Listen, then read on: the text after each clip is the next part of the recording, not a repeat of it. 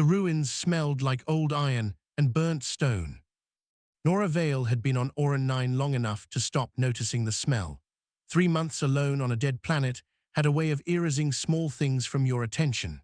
She noticed bigger things now, the way the ground hummed faintly after sunset, the way certain walls caught light differently than they should, the way the wind moved through broken archways like it remembered what they used to be.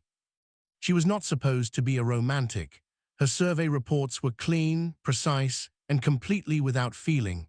Her supervisor, Director Fenn, had once told her that her documentation was the best in the Bureau. She had taken it as a compliment. She still did. But Orin 9 did something to a person. It was too broken to ignore and too old to explain. The planet had been a war zone once. 2 empires, the Drathians and the Velhari, had torn it apart over 200 years ago. Neither side had won. Both sides had simply stopped existing in any form that mattered. What was left was a world of collapsed architecture, fused terrain, and script no one alive could fully read. That was why the Galactic Accord had sent the Survey Bureau. That was why they had sent Nora. She was good at finding things no one else thought to look for. On the day everything changed, she was working a Sector 7 grid, flat, unremarkable, already partially catalogued. Her equipment was stacked on the portable sled behind her. The ground-penetrating radar ran its slow sweep while she documented a section of carved wall, copying glyphs into her handheld recorder with careful strokes. The radar chimed. She turned and looked at the screen. A thermal pocket, deep, maybe 6 meters down. The shape was wrong for geothermal. It was too round, too contained. She marked it, frowned, and started digging. It took her 4 hours. The shaft was narrow, and the soil was packed with centuries of compression. Her suit handled the heavy work, but she operated the final meter by hand, clearing debris with a small brush the way they had trained her, the way it was done on worlds where you did not know what you were about to touch. She found the vault at the bottom. It was sealed not with a lock or a mechanism she recognized, but with a kind of crystalline lattice that had grown over the seam like a living thing. The lattice was warm, not warm from the planet, but warm the way a body is warm. She pressed her palm against it and felt a faint vibration, regular as breathing. She should have called it in then. Protocol was clear. Unknown sealed chamber, possible biological material, contact base, wait for retrieval. She called Sable, her AI field assistant. I found something. I can see that, Sable said from the speaker built into her collar. The radar is showing a hollow interior approximately 2 meters across. There is also a localized heat source inside that does not match any geothermal or mineral profile in my database. I know. You are going to open it. I am going to document it first. And then open it. She opened it just before dark. The lattice cracked along the seam when she applied careful pressure, splitting cleanly like something designed to be opened exactly once. Inside was a chamber that smelled of something warm and ancient, something she had no word for. The walls were covered in glyphs, different from the ones outside, older and more deliberate. In the center of the floor, cradled in a shallow carved depression, was an egg. It was large, larger than she expected. The shell was pale and slightly translucent, and deep within it something glowed, faint, rhythmic, amber gold. It was alive. Nora crouched in front of it and did not move for a long time. Sable ran scans and reported in quiet, careful tones. Unknown species, no match in galactic records. Organic shell structure unlike any catalogued material. Internal body temperature consistent with late-stage incubation. I should call this in, Nora said. Yes, Sable agreed, you should. Director Fenn will send a retrieval team. They will be here in 4 days minimum. Correct. Nora looked at the egg. The glow inside it pulsed slowly. She thought about the vault, how perfectly sealed it had been, how warm, how untouched. Whoever built this place had not built it to hide something. They had built it to protect something. There was a difference. She called the find in. She filed the report. She listed the chamber, the glyphs, the vault structure, the thermal readings. She did not lie about anything. She just did not mention how close she set up her tent. She was 20 meters from the vault entrance when she heard it, a sound like a hairline crack in glass, very soft, very final. She was already moving before she understood why. The egg had split down the center. Nora dropped to her knees at the entrance of the vault. The shell fell away in pieces, slow and deliberate, and from the inside came something small and trembling and completely covered in pale gold scales that caught the beam of her headlamp and threw back amber light in every direction. It was the size of a large cat. It had 4 limbs and folded wings that were still wet from the egg. Its head was too large for its body, the way all young things have heads too large for their bodies. Its eyes, when it opened them, were the color of copper, bright, reflective, and completely alert. It did not look around the chamber. It did not look at the walls or the ceiling or the broken shell around it. It looked directly at Nora. It tilted its head. The motion was so precise, so deliberate, that it did not seem like instinct. It seemed like a question. Nora held very still. Her heart was doing something irregular. Sable was silent in her ear, which was unprecedented. She reached out her hand, palm up, the way she had once been told you offered a hand to something you did not want to frighten. The dragonling looked at her hand, then it looked at her face. Then it made a sound, very low, very soft, and leaned its head forward until its nose touched her fingers. It was warm, warmer than the egg had been, warmer than anything on this dead, cold planet. "Hey," Nora said quietly, "it's okay." The dragonling did not pull away. It pressed its nose more firmly against her palm, closed those copper eyes, and breathed. By the second day, the dragonling had eaten half of Nora's protein ration, figured out how to open the zip on her field bag, and was sleeping on her boots every time she sat down. She told herself this was a problem. She told Sable this was a problem at least 3 times. Sable agreed each time with what Nora had come to recognize as polite professional concern, which was the AI equivalent of a raised eyebrow. "You are aware," Sable said on the morning of day 2, "that you have still not reported the hatch." "I reported the egg." "You reported the chamber and the egg, yes. The creature that emerged from it is technically a separate biological event." "I'll update the file." "When?" Nora looked at the dragonling, who was sitting at the entrance of the tent, watching a beetle cross the rock face with the focused attention of a scientist. "Later," she said. She was not being reckless. She told herself that firmly. She was being methodical. There was no point in sending a half-formed report. She needed data first. Real data, not guesswork. So she worked. She ran every scan Sable was capable of. The results were consistent and consistently strange. The dragonling's biology matched nothing in the Galactic database, not in the Drathian archives, not in the Velhari catalogs, not in any of the 100-plus species surveys the Bureau had conducted in the past century. It was not a missing species. It was an unknown species, something the galaxy had either forgotten or never known. On the afternoon of day 2, Nora went back to the vault. She brought her recorder and spent 3 hours carefully copying the glyphs from the inner chamber walls. These were different from the exterior carvings. The exterior ones had been markers, directional, functional. These were something else. They were dense and layered, the way writing looks when it is trying to say something important and is not sure how much time it has left. She began cross-referencing them against the fragments in her survey database. It was slow work.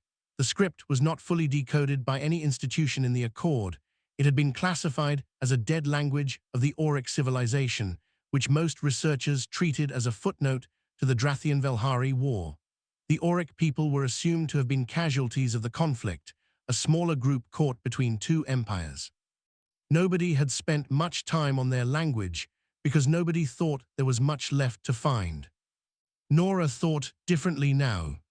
She read a glyph cluster aloud slowly, uncertain of the pronunciation, and stopped when the dragonling's head snapped up from across the tent. It had followed her inside. It did that. It followed her everywhere. It was watching her now with those copper eyes wide open. Its body was very still. Nora looked at it. She looked at her recorder. She read the cluster again. The dragonling made a sound, not quite a chirp, not quite a hum, and moved 3 steps closer to her. "Sable," Nora said carefully, "did you see that?" "I did," Sable said. "Repeat the sequence once more." She did. The dragonling came the rest of the way across the tent and sat directly in front of her, its nose nearly touching the recorder's screen. When she stopped reading, it looked up at her as though waiting. "Language recognition," Sable said quietly, "or something functioning like it. The script may not be dead. It may be encoded biologically." Nora set the recorder down. She looked at the dragonling for a long moment. "You understand this, don't you?" she said, not a question. The dragonling tilted its head, the exact same motion as the night it hatched, the same question. Over the next day, Nora began to piece together a picture that rearranged everything she thought she knew about Orin 9. The glyphs, read in sequence with the dragonling's responses as a guide, told a story in fragments. The Auric people were not a minor civilization caught in someone else's war. They were the civilization. Orin 9 was not a contested territory that happened to have inhabitants. It was a home that had been taken. The empires had not destroyed the Auric people carelessly. They had destroyed them completely, deliberately, because the alternative was to acknowledge what they had found. The dragons were not animals or symbols, they were the intelligence, the culture, the record. Nora sat with this for a long time. On the morning of day 3, a Drathian patrol vessel performed a routine sweep of the Orin 9 system. The thermal signature of the vault breach, recorded 3 days earlier and flagged as low priority, was reviewed by an officer who understood what vault structures on this planet meant. The report moved up the chain faster than routine reports usually moved. Admiral Drev received it within the hour. Nora did not know any of this. She was eating dinner. She was talking to Sable about a particular glyph cluster she had not been able to translate, the one that kept appearing in the corners of the inner chamber, repeated like a refrain. The dragonling was sitting across from her, watching her face the way it always did, tracking every word with an attention that had grown sharper every hour. Nora said the glyph cluster aloud. She had been saying it all day, working at the pronunciation.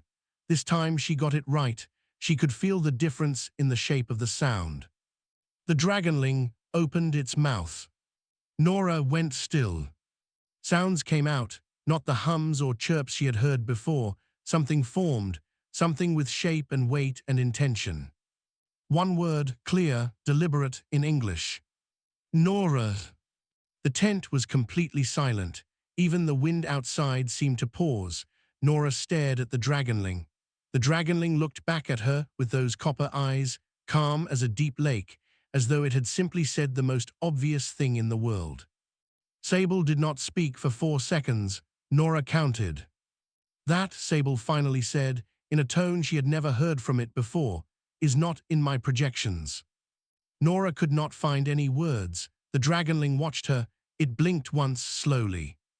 It had not spoken a sound. It had spoken a name. Her name. The first word it had ever said was not food or warmth or help. It was her. Outside, very far away, a Drathian ship adjusted its course. She filed the full report at dawn.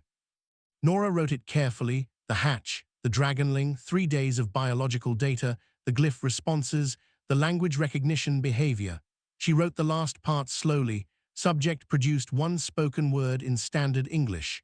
Word used, subject's designation for this researcher. No prior auditory exposure to the word confirmed. She sent it. Then she made tea, watched Solwyn. She had started calling her that in her head 2 days ago. She did not know exactly when, chase a shadow across the tent floor, and waited. The response came in 40 minutes. That was fast. Director Fenn's face on the screen was careful in the way faces are careful when the person behind them is trying to decide how alarmed to be. "Nora," he said, "I need you to understand that this report has already been flagged by the Accord relay." "How?" Automated keyword scan. Auric Dragon is on the monitor list. Has been for 100 years, apparently. A formality. Everyone assumed the species was gone. He paused. The Drathian Empire has already requested a copy of your biological data. Nora looked at Solwyn. Solwyn had stopped chasing the shadow and was now watching the screen with focused copper eyes. "Denid," Nora said. "It's not that simple." Fen leaned forward. "Nora, I'm getting calls from people I don't normally get calls from. I need you to stay exactly where you are and touch nothing until I understand what is happening." She agreed. She stayed where she was. She touched everything. By midday, Councillor Yura of the Velhari Concord had requested a direct line. Nora accepted the call. Yura was tall and pale, her skin carrying the faint bioluminescent patterns her species used to signal emotion. Right now, those patterns were running fast, the Velhari equivalent of someone gripping the edge of a table. "Surveyor Vale," Yura said, her standard English clipped and precise. "I will be direct with you because there is no longer time for anything else. You need to understand what has happened." "I'm listening," Nora said. "The creature you have found, the Auric dragon, has spoken your name." "Yes." "You do not understand what that means. It was not an accusation. It was almost an apology. In the old law, the law that existed before either of our empires formed, the first word spoken by an Auric dragon to a living being is called the naming. It is not a trick of language. It is not learned behavior." Yura paused. "It is a biological and legal event. The dragon has designated you as its bonded. And the bonded of an Auric dragon holds a title under the original Accord Charter. The title is Warden." The tent was quiet. Solwyn had moved to sit beside Nora without being called. "Warden of what?" Nora asked. "Of Orin 9, of the dragon's lineage, and under the old charter, which has never been repealed because no one believed it would ever need to be enforced, the Warden species holds a seat of arbitration above all current Empire members of the Accord." Yura's bioluminescent patterns slowed into something almost flat. "Your species, Surveyor Vale, has just been elevated above the Drathian Empire and the Velhari Concord." Nora sat very still. Solwyn pressed her head against Nora's arm. "We are talking," Yura continued, "about a species that was granted survey access to this planet because no one considered you a factor. You were neutral because you were considered irrelevant." A pause. "That assessment has changed." "And the Drathians?" Nora asked. She had her answer before Yura spoke it. Admiral Drev's transmission arrived at the same moment, routed through the Accord relay with full military clearance. She opened it on a second screen. Drev was exactly what she expected, four-armed, precise, with eyes that had learned to look at other species the way someone looks at a problem to be solved. "Surveyor Vale," he said, "you are in possession of Drathian Imperial property. The creature you hold is to be transferred to our custody within 6 hours. Failure to comply will be treated as an act of aggression by your species against the Drathian Empire." Nora looked at the screen. She looked at Solwyn. Solwyn was watching Drev's image with an expression Nora could not quite read, calm, but not passive, aware, thinking. Nora turned back to Drev's transmission. "She is not property," Nora said. "She is a person, she has a name, and she named me first." She let that sit for 1 second. "Come and take her then."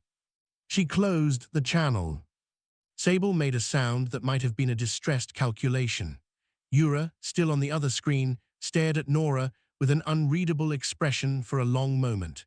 Then, very faintly, the bioluminescent patterns across her skin shifted into something Nora did not have a reference for. "You are either very brave," Yura said, "or you do not understand what you have just done." "I understand exactly what I've done," Nora said. "I've told the truth." She cut that channel too. Then she sat quietly for a moment, one hand resting on Solwyn's back, feeling the small warmth of her against her palm. "Sable," she said. "Yes."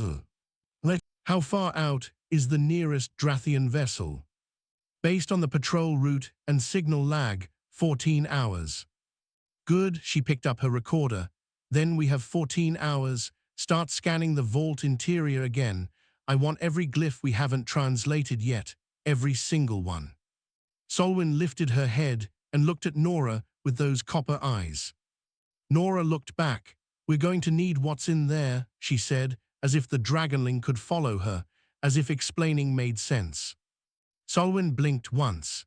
Then she stood, stretched the way all young things stretch, all limbs and unfolding, and walked toward the vault entrance as though she already knew the way.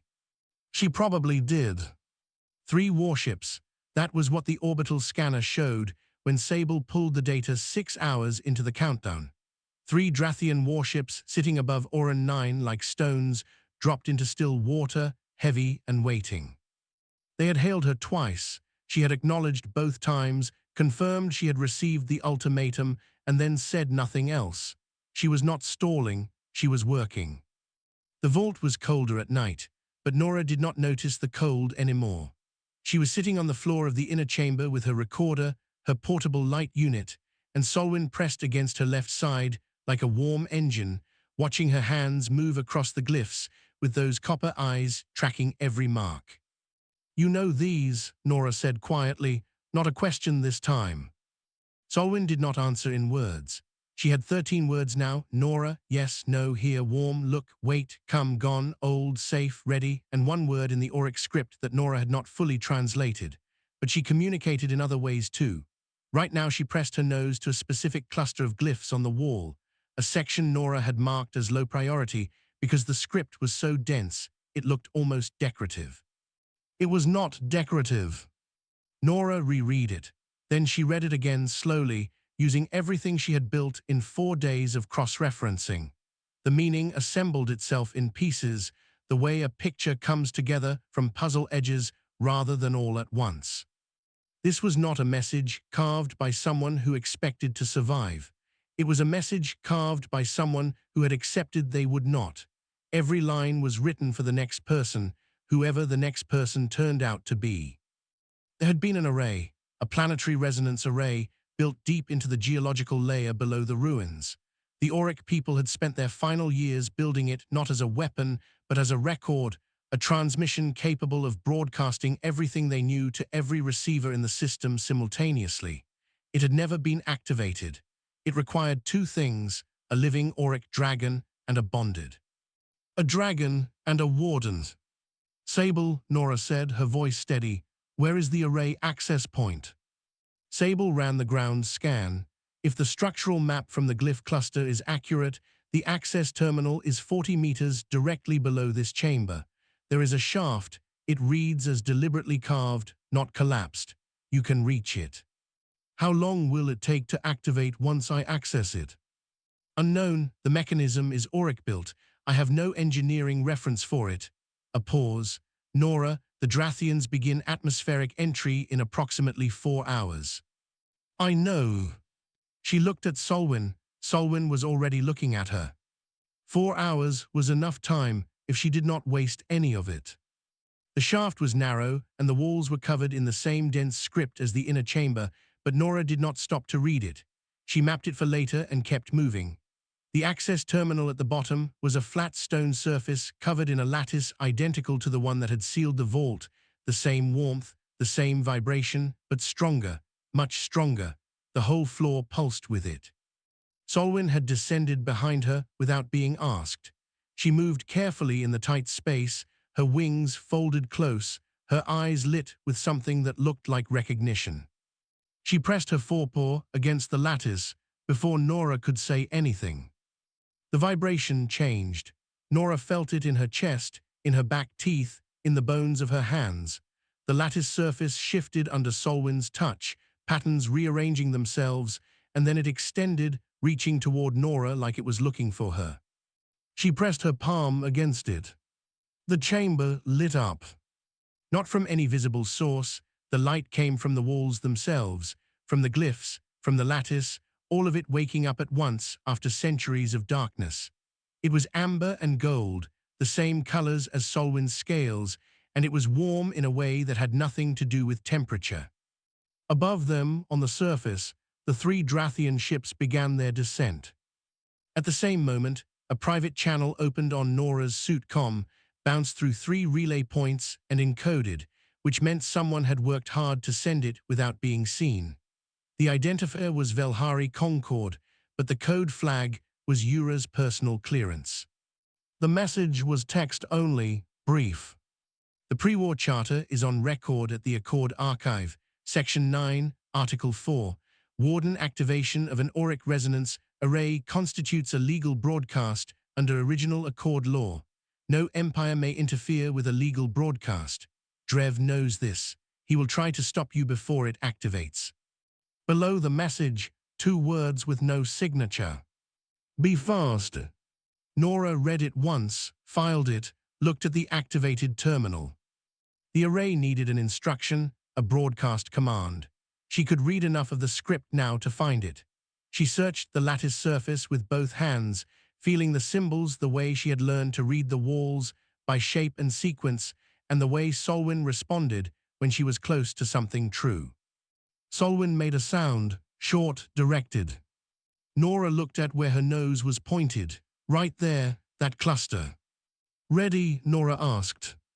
Solwyn looked at her. Those copper eyes caught the amber light and held it. Nora, ready, Solwyn said. Nora pressed the command cluster with her full palm. She felt it accept her, not like a machine, like a door that had been waiting for the right hand.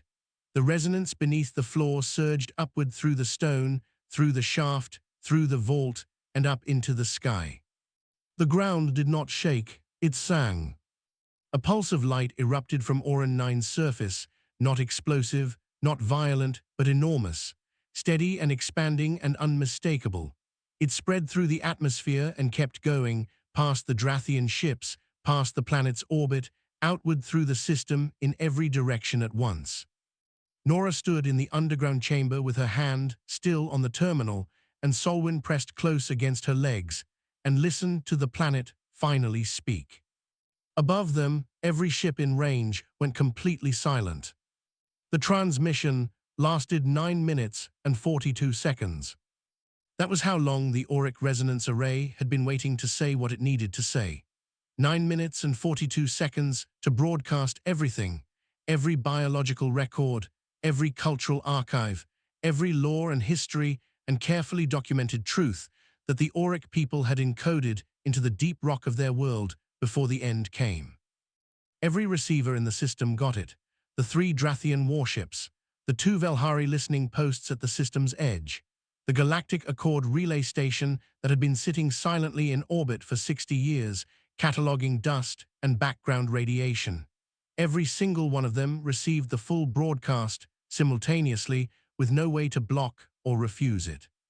The silence that followed was different from ordinary silence. It had weight.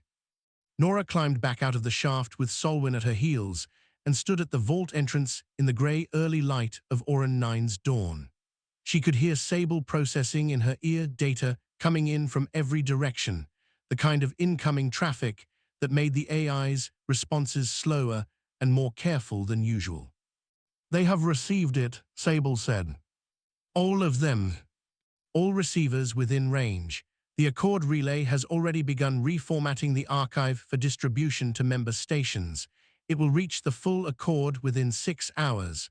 A pause. Nora, you should read what was in the transmission. She already knew parts of it. She had decoded enough fragments in the vault to understand the shape of it. But reading fragments was different from hearing Sable read back the full record in a quiet, deliberate voice, while she stood in the ruins of a civilization that had known what was coming and built this for someone exactly like her. The Drathian-Velhari war had not started over territory or ideology. It had started over a lie, a manufactured provocation. Constructed by a third faction, a group of deep-range traders who no longer existed as a political entity, who had seen 2 empires expanding toward each other and calculated that a war between them would open a vacuum of territory worth more than either empire's goodwill. They had fabricated evidence of aggression on both sides and delivered it simultaneously. Both empires had believed it. Both empires had acted on it. 200 years, 2 civilizations reduced to ruins and resentment, a planet full of people erased from the record, all of it built on a document that never existed. The auric people had known. They had documented it, had intercepted the fabricated records, had traced the source, had tried to stop what was coming. No one had listened to them. Why would they? They were smaller, quieter, unbothered by empire building. easy to dismiss. So they had built the array instead. They had put the truth into the ground and sealed it, and they had put an egg in a vault, and they had written on the walls, "Whoever you are the one we chose to find this. Carry it." Nora stood in the cold and breathed. The first call came from Director Fenn, who looked like he had not slept and was operating on the specific energy of a person who has discovered that everything they thought was a manageable situation has become profoundly unmanageable. "Nora," he said, "are you safe?"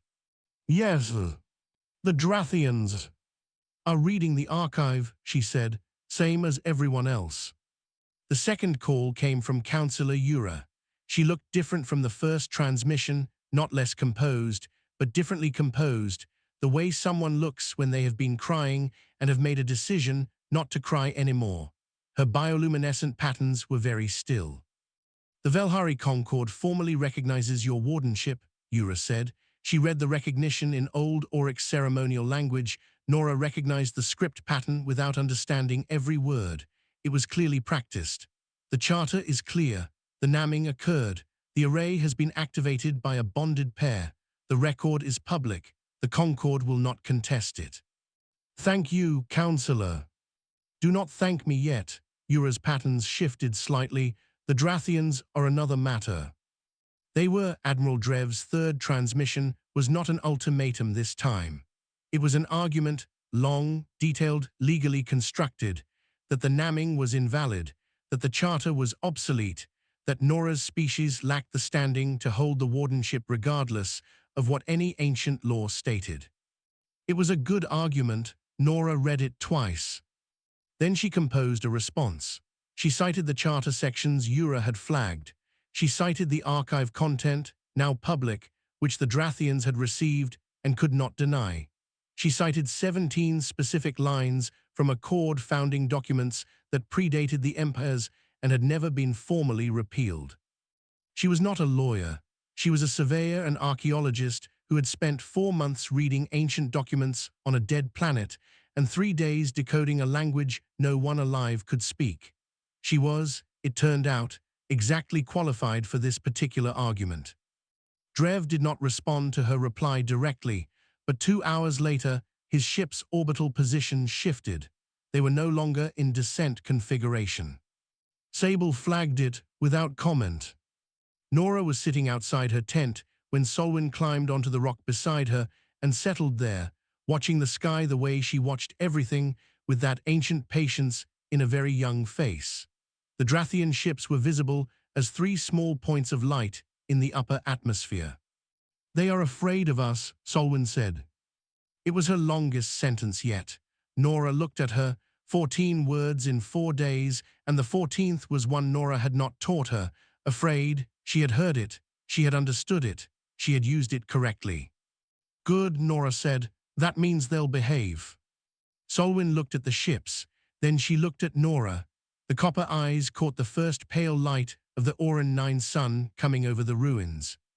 She leaned against Nora's shoulder with her whole small golden weight, and Nora put one arm around her without thinking about it, the way you hold something you are not going to let go of, and they sat together while the galaxy rearranged itself around a single word spoken in an empty tent 4 days ago.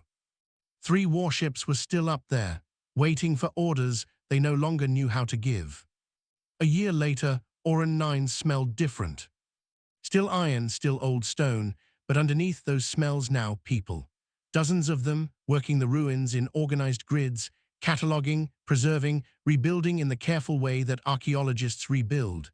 Slowly, with photographs at every step and arguments at every decision. The Survey Bureau had sent a full team.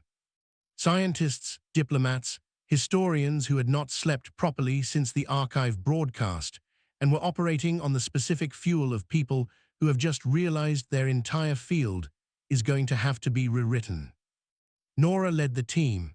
That was not something she had asked for, but it had become true in the way that things become true when the universe runs out of more sensible options. She was at the vault entrance on a Tuesday morning when the diplomatic shuttle landed in the flat Sector 2 clearing. She did not go to meet it.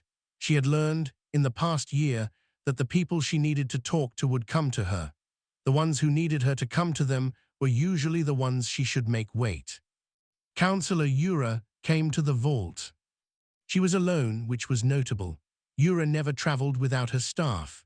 She walked through the ruins slowly, looking at the walls, the broken arches, the new preservation scaffolding going up around the most fragile sections.